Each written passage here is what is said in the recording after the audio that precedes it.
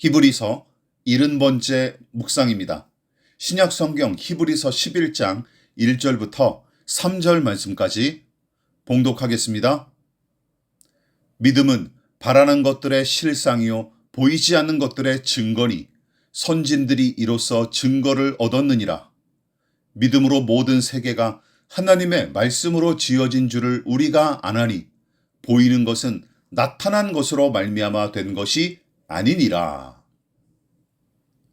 옛날 사용했던 한글 개역 성경은 물론이고 이후에 발간된 개역개정 성경은 여러 장점이 있는 번역본이기는 하지만 번역상의 오류와 모호함도 여러 장점 못지않게 적잖게 나타나는 성경인 것은 사실입니다.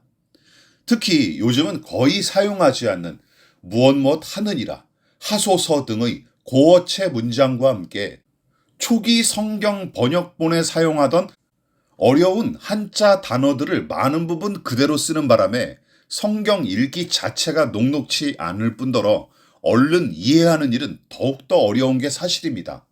물론 고어식 표현에서 비롯된 운율로 인해 성경 구절을 암송하기에 유익한 면이 있지만 어려운 단어들과 옛날식 문장 탓에 해당 구절의 의미를 정확하게 이해하지 못한 채 그저 모호한 구절 그 자체로 뭉개고 지나치는 경우가 허다하죠.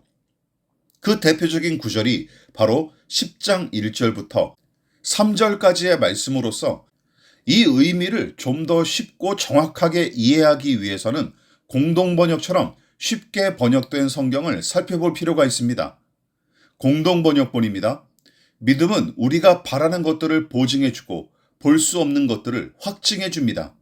옛사람들도 이 믿음으로 하느님의 인정을 받았던 것입니다. 우리는 믿음이 있으므로 이 세상이 하느님의 말씀으로 창조되었다는 것, 곧 우리의 눈에 보이는 것이 보이지 않는 것에서 나왔다는 것을 압니다. 자, 그런데 1절은 가장 중요한 구절이니만큼 여러 번역을 좀 더 살펴볼 필요가 있습니다. 믿음은 바라는 것들의 바탕이요 보이지 않는 것들의 증거입니다. 믿음은 우리가 바라는 것들에 대한 실물이며 보이지 않는 것들에 대한 증거입니다.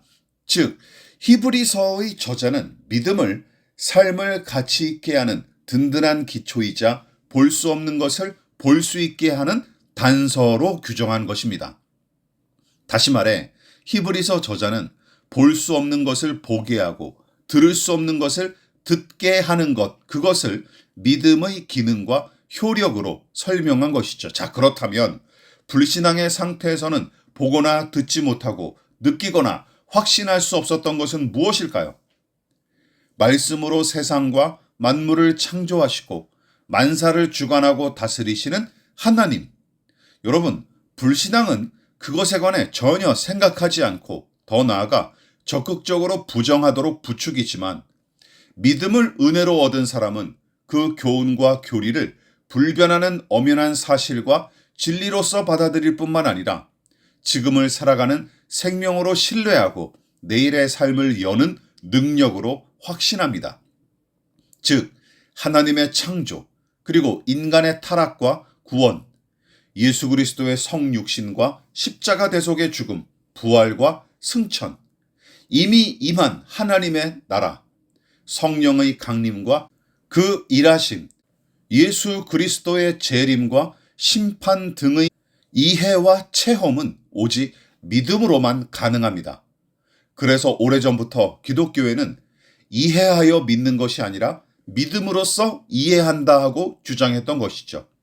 무엇보다 당시는 로마 제국의 권세가 하나님보다 더 강한 것처럼 보이고 제국의 가치관과 세상의 생리를 따르는 것이 행복과 안락을 얻는 유일한 비결처럼 여겨지던 시대였죠. 그러나 평범한 사람들에게 보이지 않는 하나님과 그 말씀을 따르는 일은 공허하고 무의미한 것처럼 여겨져 비웃음을 사기 일쑤였고 심지어 손해와 고통과 죽음까지 감수하는 광신도들의 미친 짓거리였을 뿐입니다. 그래서 저자는 고통스러운 처지에 매몰되어 낙심하고 있었던 신자들을 격려하기 위해 믿음의 본질과 그 효력에 관해 다시금 가르치는 중이죠. 그리고 우리에게 필요한 것도 바로 이 믿음입니다.